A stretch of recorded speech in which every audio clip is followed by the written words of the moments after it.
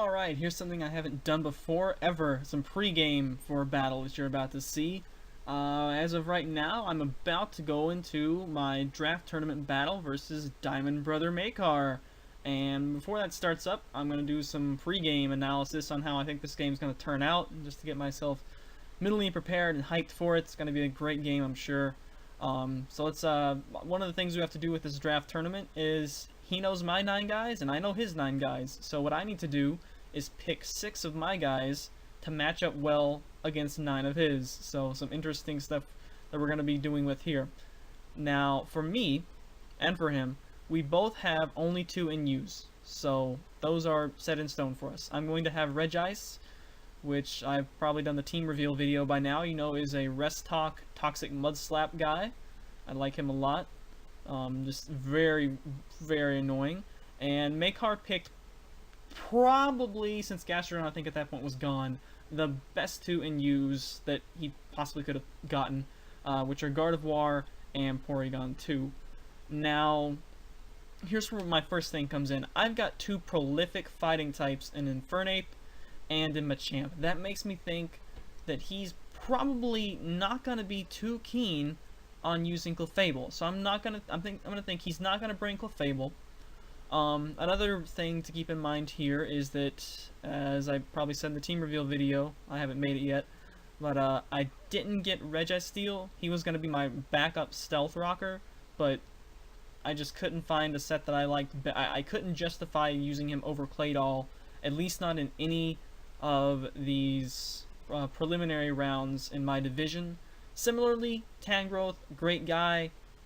Couldn't see, I always wanted to have at least one guy with Stealth Rock. I couldn't find any games where I would use him over Lantern, so likewise, he kind of got cut, so that's 2 guys I don't have, but at least they're there to make people think I have them. It's really all they're there for. It was my last 2 picks, you know, my first, what was that, first 6 picks, I got exactly who I wanted, and then Sableye was a nice pickup for round 7 as well. So we know we're gonna have these 2 UUs, and so my only big decision is which of these OUs do I want to pick. Let's see, Makar he's just got the same distribution as me. He's got 3 OUs, which are D-Knight, Starmie, and Metagross, and 4 UUs, one of which I've sort of ruled out. I'm gonna think he's gonna bring Spiritomb because of the aforementioned, you know, fighting types I've got here. And I gotta think he's gonna maybe have Stealth Rock on Torterra, or else, well, see, this is tough because I recall him saying during the draft, I picked Tangrowth right before he got the pick, and so he wound up having to pick Torterra. Prior to that, he picked Metagross. I don't know if he would run a team without a Stealth Rocker or not. Excuse me. And so that makes me think that maybe he had a support set with Stealth Rock, at least, in mind for Metagross, which wouldn't surprise me in the least, really. I already know his Dragonite is almost certainly going to be used. However, this guy, this guy, this guy, and this guy, pretty much everyone but, you know, the Ice type, has an Ice type move, so I know I'm going to have plenty of guys that can at least pull that Ice hit off. I don't know if he'll be Yacha Berry. Knowing Makar, probably leftovers. That would just be what I would think. So trying to figure out what his, you know, of these last 4, which 2 is he going to put in? Is it going to be Metagross or Starmie? Is it going to be Alakazam or Torterra? I don't have much of a speed advantage right now. Alakazam outspeeds all of my guys. It's a tough call. Oh, granted, Starmie does as well. Starmie's a fantastic guy to use against Infernape, and mine especially. Mine is a 2007, straight out of 2007, Nasty Plot mixtape. This is actually going to be the first battle he's been used in, so, you know, I considered changing over to over to Fire Blast, but no, I like Flamethrower. I almost always go consistency over power, and with Nasty Plot, I'd rather have the consistency. I want to bring Beat because Beat is a fantastic anti-wall this incarnation is now. Nasty Plot being able to roost and recover off, minor hits while boosting up and just being able to flinch walls, especially. The Lumberries, it's been okay so far. There's definitely been times where I wish I had residual recovery, but I feel like this match might come down to, I pull a plot, he throws a status move on me, the status doesn't stick, and I'm able to get an advantage on there. I'd say that definitely the biggest X factor, though, is gonna be this guy right here, Dragonite. Can I keep him from getting up multiple Dragon Dances? If I can, I think my odds greatly improve, but until Dragonite goes down, he's going to be a huge X factor that can just come in and swing the game the other way. Just like against Andrew, which is the only other person I've played before prior to this game, with his Sceptile. It completely swung the game, especially with that Life Orb recoil, but I'm sure that's going to be a great narration. As of right now, let's see, I don't think he'll go with Alakazam and Starmie. Also, I'm going to assume for the moment that he is going to have T-Bolt still on his Starmie.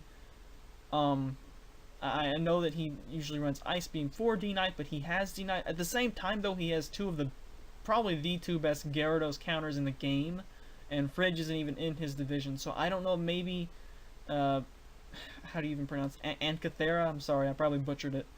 I know that his Starmie that he used for the Winter Battle series, and I know he didn't breed all new guys. All of these guys are new for me. Didn't breed these two, but bred all these except for Regice, of course, who I just caught. So that's sort of the decision that I'm trying to make his decision for him. But I'm pretty sure I'm gonna go with Buster Rod G. As awesome as Confusion is, I feel like, I kind of have multiple ways to deal with these things. Let's start drawing some lines now. I'll draw red lines for offensive and blue lines for defensive. So let's see. Beat can probably, well, this is actually sort of offensive and defensive, so I guess we'll use a green line for that. Beat should be able, with Nasty Plot, to beat out you, frankly beat out you, and quite possibly to beat out you. Now, Gardevoir with Thunderbolt might be a concern, although Stab Psychic's gonna hurt too. Well, yeah, I guess we'll just keep using green. Well, I'll use a different shade of green. Shadow Man doesn't excel in getting walls dead quickly, but he does do a pretty darn good job of getting them dead. Because of Spite, he's going to severely impact Gardevoir's ability to Wish. And if it's Wish, different color please. And if it's Wish and Protect, then, I've got to, hey, on the turns it protects, because, I'm going to be Nightshading, of course. That gives me a free turn to just instantly recover. So, a similar thing to Porygon 2. Although, well, not so much Porygon 2, because I can still Toxic it, so I guess we'll do like a dash line. I won't be able to Nightshade Porygon 2, but I can still Spite away its recovers, so that should be nice. And Spiritomb doesn't have the reliable recovery. I'm gonna even say that Sableye is pretty solid down there as well. It can Spite away any Pain Splits it might try to pull off. Does Sableye have higher HP? It's about the same. Their HP is about the same. I'm not gonna get finicky over that. I'll also be faster, have a faster recover. He will have the ability to burn me, I guess. I've got Toxic though, so whatever. Lantern's also able to clear off status off people if need be.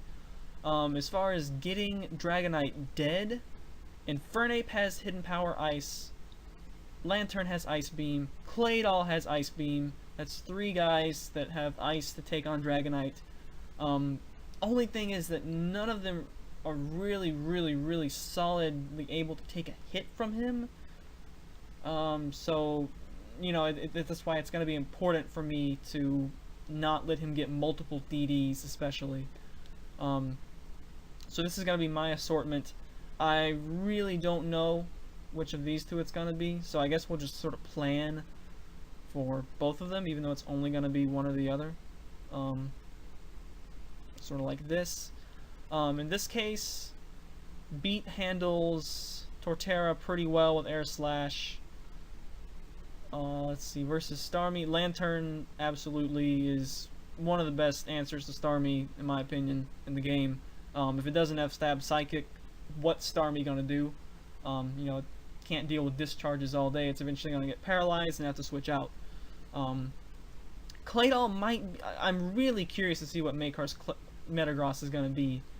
I know he bragged about how it's got better defenses technically than Bronzong, but one thing it doesn't really have over Bronzong is the ability to take ground attacks. It takes them way worse than Bronzong does, but really strong defenses. Probably can take a Meteor Mash and hopefully fire back with a Earth Power, and it would likely be a 2-hit KO either way. Claydol should actually be faster unless his Metagross has speed investment, so that matchup could probably go either way. But just based on typing, you know, I'll take super effective Stab versus just Stab, I guess. And Metagross's special defense is also a little bit lower than his physical defense, which is what he's going to be hitting me with. So I think Claydol may have a slight edge in that matchup. You know, I already said, you know, Starmie can be handled by Lantern, probably by Regice as well. It's not going to be really able to get him dead unless he's the last guy on the field and he can't utilize Natural Cure. Shadow Man, you know, can spin block for me, so that's good. One thing I am really afraid of, though, I think I'm going to lead with Claydol, and Starmie is just going to troll all over Claydol all day and night. There's just not anything I can do to it. I'm offensively threatened by it, and I can't handle Surf. And it can spin away any rocks I try to set up. So I'm wondering, yeah, I think this match is going to be dictated a lot on the first turn. What's going to happen there? Am I going to set up rocks? Am I just going to expect that he's going to go to Starmie if he doesn't straight out just lead with Starmie? You know, just go straight to Lantern, try to get an initiative on him. It will be dangerous. It's going to be very dangerous for me to attempt discharges in this match also, because he does have both Trace guys. He's got the option of Torterra as well, although I think Lantern's actually faster than Torterra. So that could be risky with Ice Beam, but you know, we'll see. So I don't know, I'm going to have to play conservative at some points. There's going to be a lot of options for him to make plays, and probably some for me to make plays too, although I feel like mine might be a little bit more difficult to make. But I feel pretty confident versus Spiritomb. You know, these two are going to be a pain in the tail, but I feel like I can beat them. Dragonite's, of course, going to be the huge X factor. Alakazam. Now, Shadow Man is quite possibly going to be the go-to guy for him, too. And I feel bad because I'm going to make him the go-to guy for, you know, a number of guys. Immune to the Stab Psychic. If it's Calm Mind, he's gonna not enjoy Energy Ball or whatever coverage move Makar picks. If it happens to be like Psychic and Focus Blast or HP Fighting or something like that, I don't think he would do that. I also haven't looked up like exactly what the rest of his sets are. I just remembered that from Starmie. So I'm guessing he probably didn't breed a new Zam. I'm not 100% sure about that. I know we got a new P2. And I'm guessing the rest are as well. Yeah, I feel like, you know, Synchronize is going to make... Well, it's not really... I don't really care too much about Synchronize on Regice, because Regice is going to be pretty much able to, you know, rest up and get rid of the poison on him. Also, I'm not sure if he's going to pack a Cleric or not.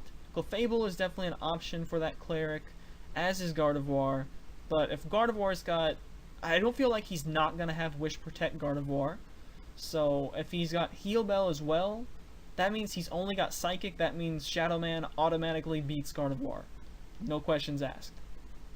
100% walls it, can spite away the wishes. It's just not going to survive. As far as what the P2 is going to have, certainly it's going to have Recover. Bolt Beam is typically expected, maybe Discharge, but typically expected. But its special attack isn't too great, and I'm thinking Beat can probably handle it. I am a little bit worried of an errant paralysis or something. Shadow Man keeps getting, in PBR practice games, he keeps getting frozen and stuff, so PAX keeps happening to him.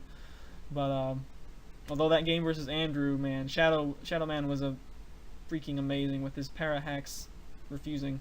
So I'm gonna say that it's also a pretty good matchup of Shadow Man. Also a pretty good matchup of Shadow Man versus Alakazam, depending on the set, of course. And I think Regice can probably help me out versus Alakazam as well. Again, depending on the setup, if it's Calm Mind, Recover, I do only have a limited number of spites. I think the PP for that move is actually like 10. God, I wish it was like 40, because that's an underused move anyway. But yeah, so some of my priorities are gonna be, rocks they're important, but they're not a huge priority. Dragonite is the only one who's actually weak to them, and as much as I would love a free 25% on that Dragonite, especially to gauge does it have leftovers, which, come on, it's like probably a 95% chance that Makar's Dragonite's gonna have leftovers. I know he famously doesn't like Life Orb on Gyarados, and probably goes for D-Knight as well. Yeah, another thing is gonna be with Infernape. I doubt that he'll instantly think, oh, 2007 Nasty Plot HP Ice Mixape.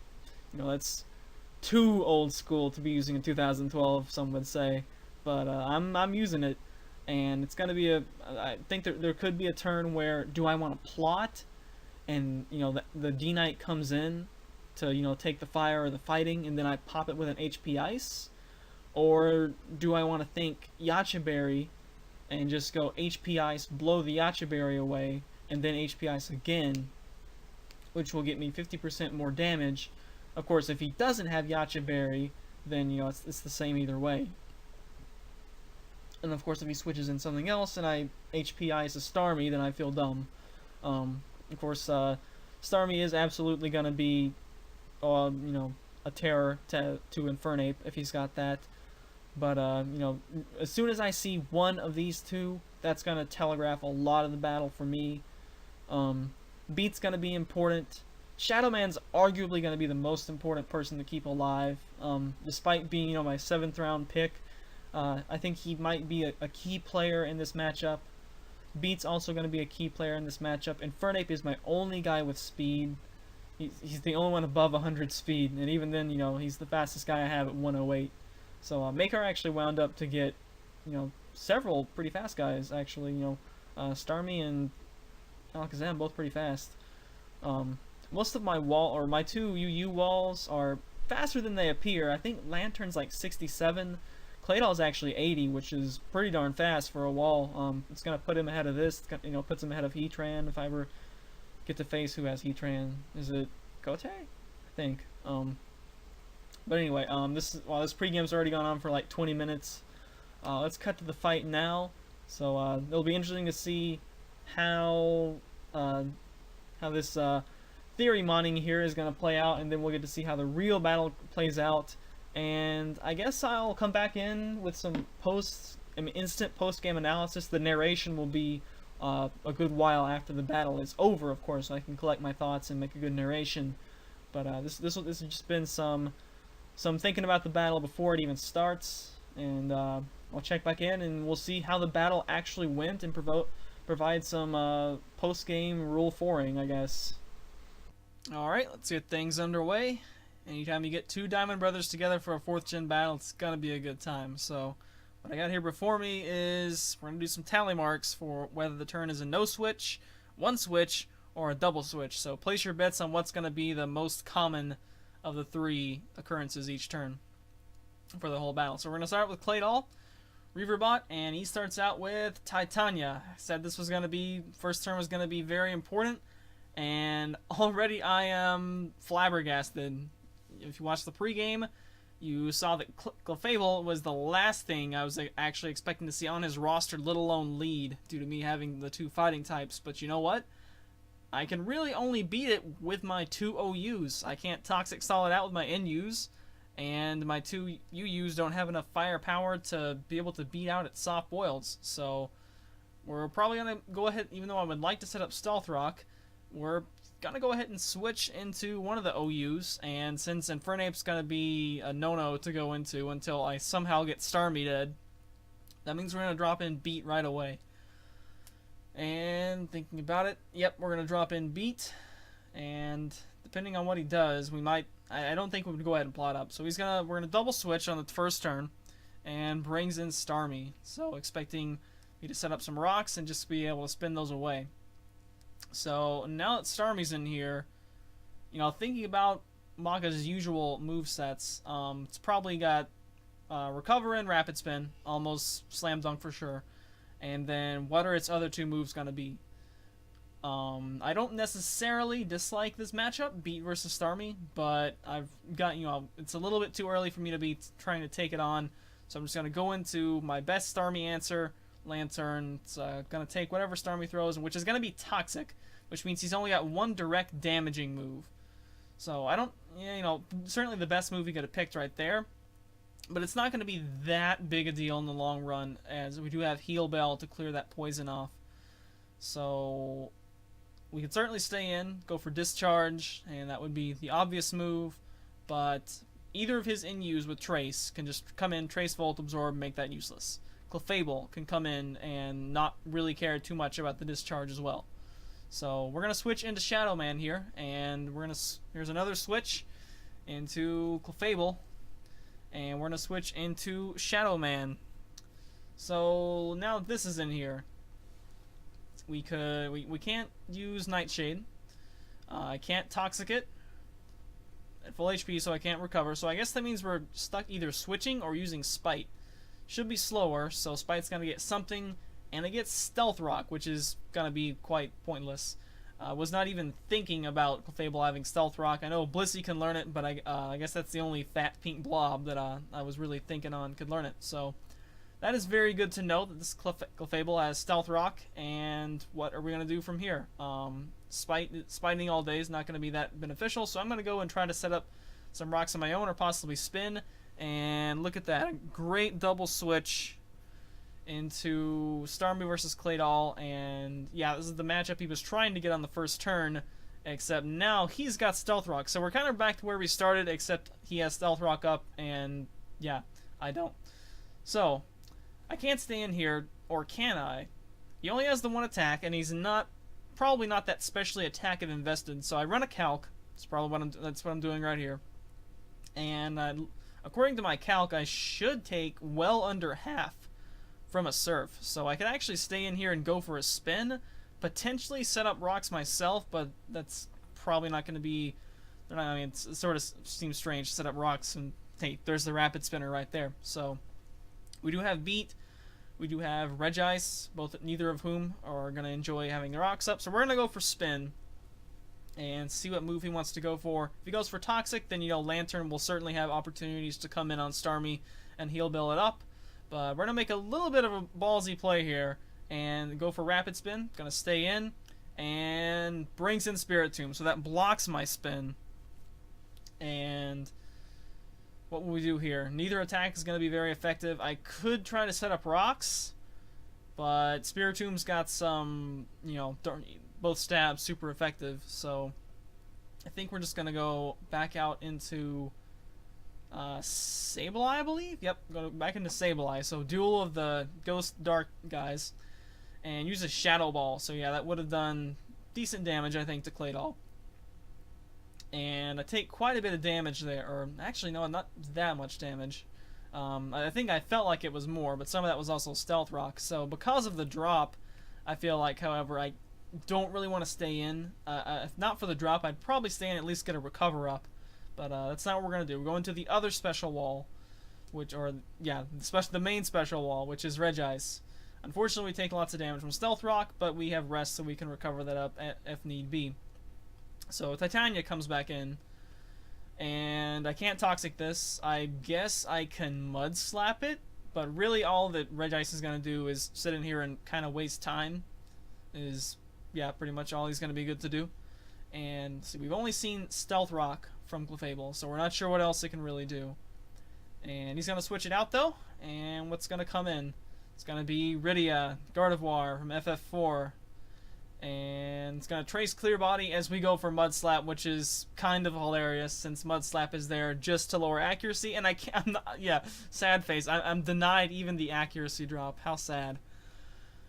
However, we're going to not miss a chance here to, I guess, sling Toxic at his face. And yeah, look how many switches have been made and how much Stealth Rock damage has not been happening. Granted, Clefable doesn't take any from Stealth Rock due to Magic Guard, but still.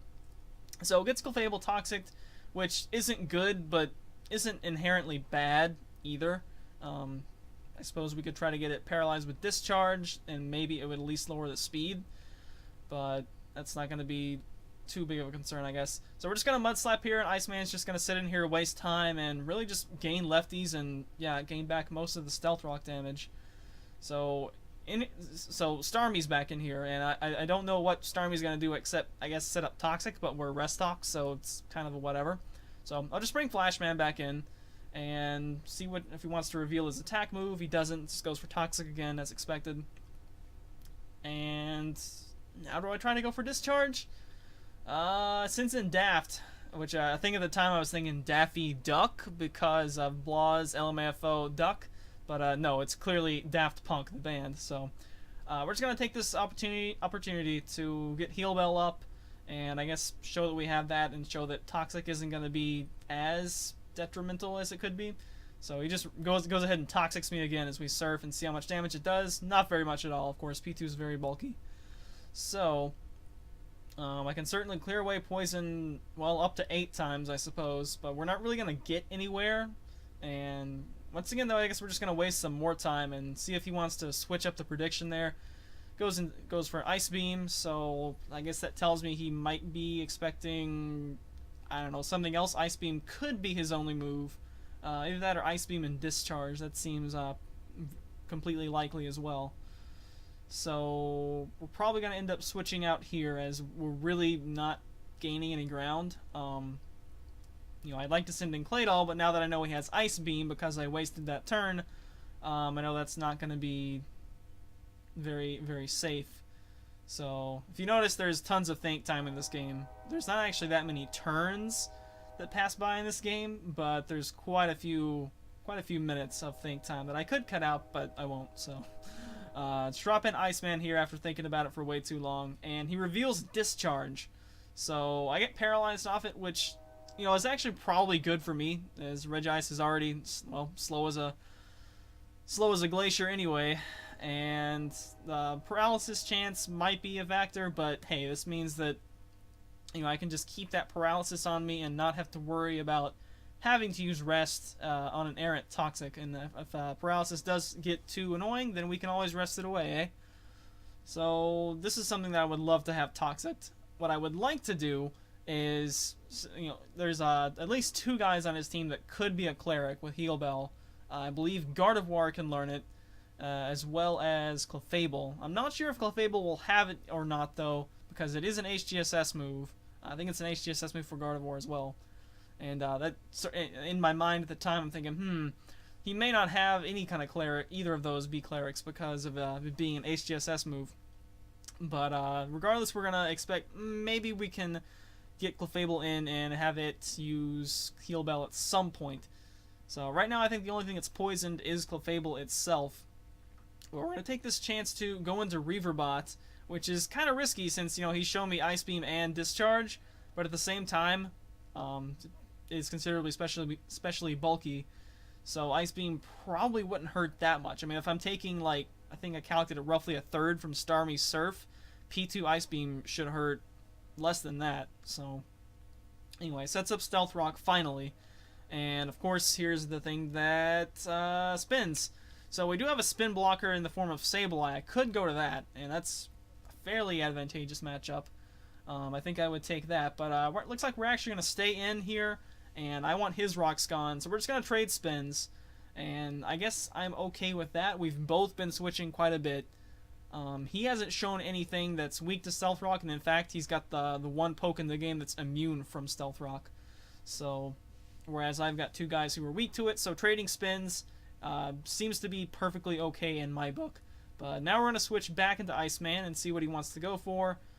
And looks like he's trying to land Toxic once again. So could have stayed in, set up rocks, and then maybe gone to Shadow Man, but I guess I don't hate this too much. I haven't shown him any moves besides Toxic and Mudslap, which may go ahead and telegraph that, hey, this is not going to be an attack invested one, and he knows me well enough to know that I'm not going to be Seismic Toss either, as that's a 3rd gen move, and yeah, would have required that, which we're not going to do. So, what we do here, he's going to switch out, switch back into Clefable, and we get paralyzed. I'm not actually sure what I went for there. I guess you guys can see if you watch the live commentary version, which will be in the description. But yeah, this is going to be a very much of a stalemate situation, apart from he can set up rocks. So I'd like to get some sort of advantage here. And nope, he's going to go right back into Starmie. And I'm going to go into Beat this turn and try to take advantage of him setting up rocks and possibly pull a nasty plot and proceed to do something, but looks like I tried to pull the trigger a little bit early. Fortunately, Beat comes in to not Stealth Rock, so he's not going to lose HP. And once again, however, it's a little bit too early. Now that I know that Starmie has Toxic and not Thunderbolt, I think it would be like maybe a 4-hit KO with Surf, so I could stay in here and beat Starmie one-on-one, but I would like to save Beat for a long-term sweep if possible, and I don't really want to blow my Lumberry if he wants to use Toxic either. So he's going to switch into Gardevoir and traces Serene Grace, and I'm going to switch into Reggie. So because he switched first, at least that means I can use Mudslap now, but I think we're going to prefer to try to get Toxic going on. Uses Protect. Just got what I want to do, and yeah, I think I'm very interested in toxicking somebody besides Clefable, would be, or I guess Clefable or Starmie, someone to make him want to use Heal Bell on some turn and get some sort of advantage on that, being able to predict that. So Iceman's back to full HP, and Toxic on Starmie is going to be mostly irrelevant. He's going to switch out eventually anyway, likely within the next 2 turns, eh? So, yep, how about right away, and just go right back into Rydia, and traces Clear Body. But I expect to switch, and bam, we get a Toxic on Gardevoir. That is quite irrelevant. We don't have a natural cure guy for Gardevoir to trace, so that means that at some point, Clefable, in order for Gardevoir to really get back to being able to do anything, is gonna have to use Heal Bell. So, in comes Starmie once again, however, so the last like 3 turns have been switches. We're fully paralyzed again, not that it would have mattered too much, probably just was slinging more Toxics around, which is going to be pretty irrelevant on Starmie. And we could just stay in here. Starmie's not going to accomplish anything. I don't have rocks up, and yeah, I don't have rocks up, and Surfs are not going to exactly be anything but wasting PP. So once again, we're going to see a switch into Titania. We're just sizing each other up, going back and forth, and now I'm going to bring in Flashman into Starmie, and Flashman versus Titania is not going to really do anything, apart from give him ample opportunity to set up rocks again. So once again, we're going to switch in Beat, and there we go. There's the turn to Heal Bell. So, might this be my chance? No, I'm nomming some stuff right now. I think we're going to take this chance to go for a nasty plot and see what he wants to do. Stays in. What does he go for? T-Wave? Nope. Goes for Stealth Rock. So that's Heal Bell and Stealth Rock. 2 turns of utility moves. And I'm going to set up another plot. And with +4, I should be able to one-shot several of his things and at least get some of the other things really, really low. So, traces Serene Grace. And yeah, from here on out, I think we're going to use Air Slash. See how much this does to Gardevoir. Should have a chance to live. And yep, it's very specially bulky. It does get the live, but Serene Grace, of course, picks up a flinch. And from there, we're just going to use Water Pulse for the 100% accuracy, since it's only got a sliver of HP left. And Beat is, I finally got my advantage there with Titania having to use a turn to Heal Bell. And then he set up Stealth Rock instead of, I don't know what other move he had. Doing something else. Uses Toxic there, which missed, which I would feel bad about, but since I did have Lumberry as long as there's no other status move attempted in the future, we should be, it's irrelevant hacks right there. So Starmie gets one-shotted as predicted, or as calculated. And yeah, P2 drops in. And is P2 going to live in Air Slash? It's pretty bulky. It's not that bulky. So P2 is going to go down. Looks like maybe Gardevoir was the more especially defensive in you. Perhaps the P2 is a little bit more physically defensive. And here's Spiritomb. So we're Beat's got so many kills right now. We still have all 6 guys left, actually. Starmie is down, so that's huge. It means that Buster G is now free to come in and cause some havoc. And we're going to Air Slash. Take a Sucker Punch, though. So we get some notable damage on there. We do not have leftovers. It's also going to let him see that I don't have leftovers. And one-shots it with Air Slash, and in comes his 6th. Dragonite, who I had a very strong inkling he was saving for kind of the same thing that I'm doing right here. Late game sweep. Pops a Meteor, though. So, in my mind, I'm thinking bulky DD, and ooh, live that with 24 left. So a little bit of cushion, and is that a Life Orb I see? That's a Life Orb, and that means it's not going to be bulky. And because it's not bulky, it's going to die in one hit to Air Slash. And this is the last guy left. I think at the time I thought that Dragonite was his last. But we're going to Air Slash, and even if Beat does end up to go down, we got Buster G. Picks up another flinch, so Beat's going to be able to complete, lol, what? 6-0 sweep with Togekiss. So all that inching for an advantage, waiting to get my opportunity to bring Beat in, and finally, even though I felt like he was in control for pretty much the entire game, opens that weak point for one turn, and that was my chance to drop in Beat, plot up, and take this game. So yeah, 6-0 victory out of it, and good game, Maka. Stay tuned for some post-game instant analysis, and yeah, just super post-game high. Later days. Woo! Okay, rejoin you now, right after the match ended. Hopefully that narration was really good. Bringing you immediately after just following the game commentary. So the game started off, and my game plan did a flip. Did a backflip, in fact. Clefable, not only on his team, but his lead. Wow. As previously stated at the opening, I did not expect that at all. And here it is as the lead. I look at it and wow, actually, Sableye can't touch it. Regice can't really touch it.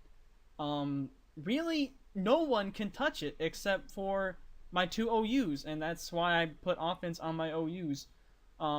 Early game, he kept switching. At early game, I only knew he had Starmie and Clefable, and that was just a big yuck. It was. I'm struggling for words. It was definitely a relief to find that he didn't have Zam and that he didn't have Torterra. That let me assume, I knew that as soon as he switched in Spiritomb on a key spin block turn. Probably play of the game, I would say. Apart from the things that happened at the end, Reaverbot made the save. We're gonna give him a. That's already purple. Give him some navy. Reaverbot made the play of the game. The double spin, trading spins with Starmie, was huge. That set up the possibility for Beat to come in, and then all I needed was that turn. I believe it was Regice was able to get Regice was able to get Rydia, Gardevoir, Toxic on a switch in, and oh, that was huge. That forced him to need to heal Bell with Clefable, which I wasn't sure if he would have because it is an HGSS move, and I wasn't sure how much. Oh, actually, I think he said he had someone put that on Fable for him. So now that I remember that, I guess I should have known that all along. But whatever. I correctly thought that would be who his cleric was. I didn't think he would waste the spot with Gardevoir. Shadow Man wound up to not actually be too important. mainly because of Clefable. Clefable absolutely 100% took Shadow Man's stock down. Um, Wound up. I mean, he was still, it was another source of toxic. Sure. Um, but Regice definitely pulled his weight. Um, did a great job. Just stood in there. Almost all of his offense, in fact, pretty much all of his offense, was specially based. I was correct. As soon as I saw Starmie, he didn't have Metagross, which is probably good because I felt like Metagross was a pretty good matchup for this team. Claydol would have been able to endure it and try to Earth Power. Outside that, would have been tough pickings for me.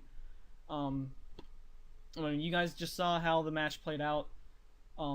It came down to I knew that the only way that my best shot at winning was Beat. Beat had to come in, pull at least one plot. With one plot, I have a good chance to one-hit KO Starmie. I think I don't know how much special defense he runs.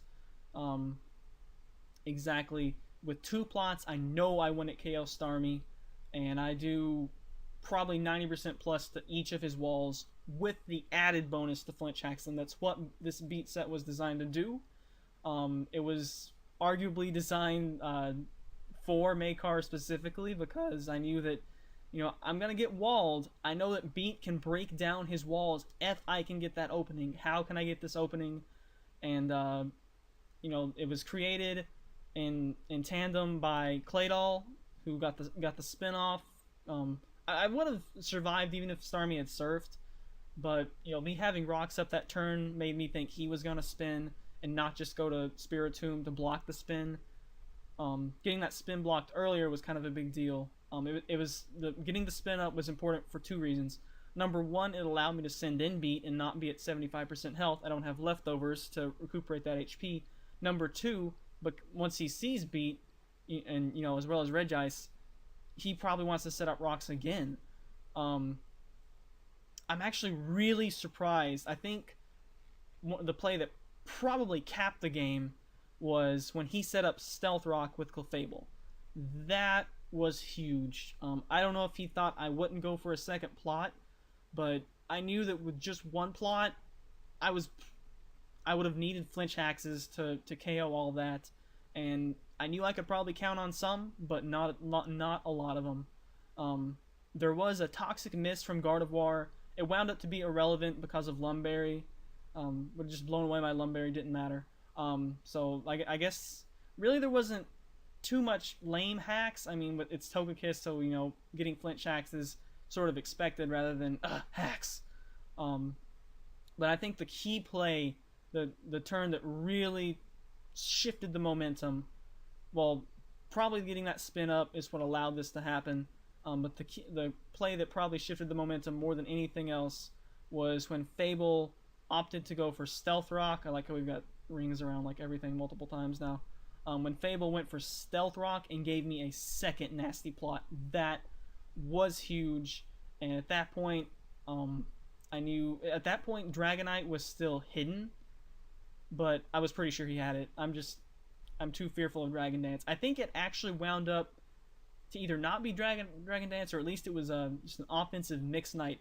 Life Orb shocked me. I couldn't believe it was Life Orb. But because it wasn't. I don't know if he has many bulk EVs in there. I guess we'll see if he does a team reveal vid. But it went down in one shot. Spiritomb was he sucker punched. That's right. And then Clefable was able to live it.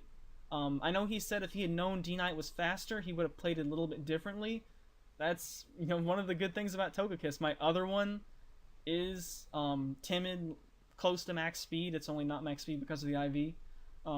So that may have played into his thinking. He didn't think I was kind of slow, and I am for a Togekiss kind of slow. I am of course 31 speed, but it's just a pure wall breaking set.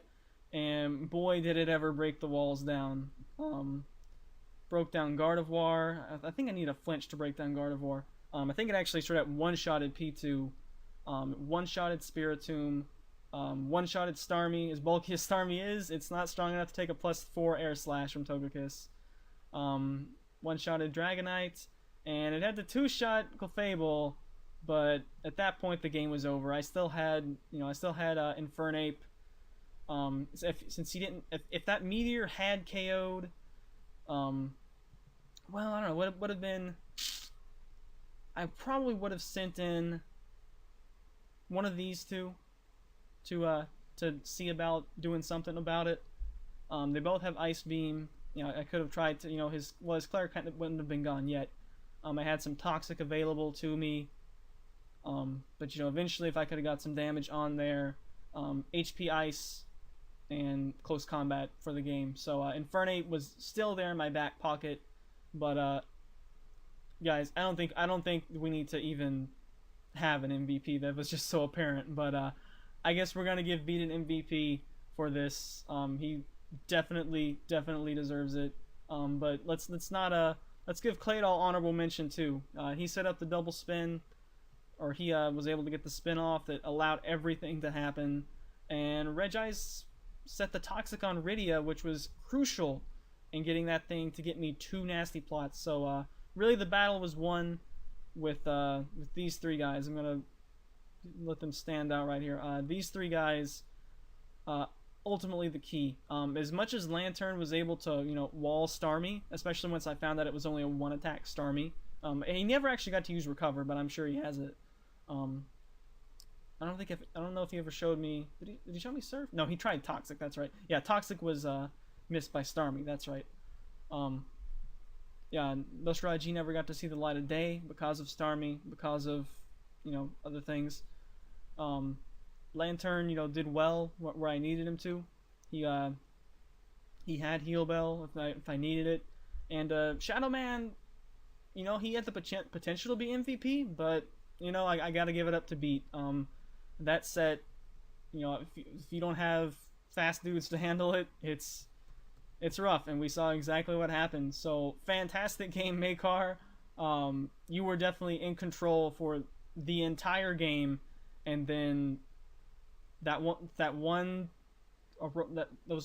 series of 2 turns just completely flipped the game on its head. So great game, and that's gonna be it. Thanks for watching this video. I think I'm gonna have the live commentary, assuming it didn't get messed up. I haven't checked yet.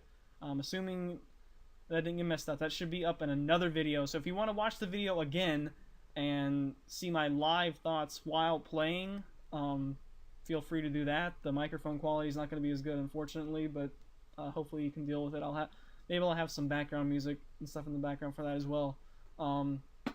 That has been it. Thanks for watching this battle between Diamond Brothers, and hope you enjoy the rest of the series as well. Later days.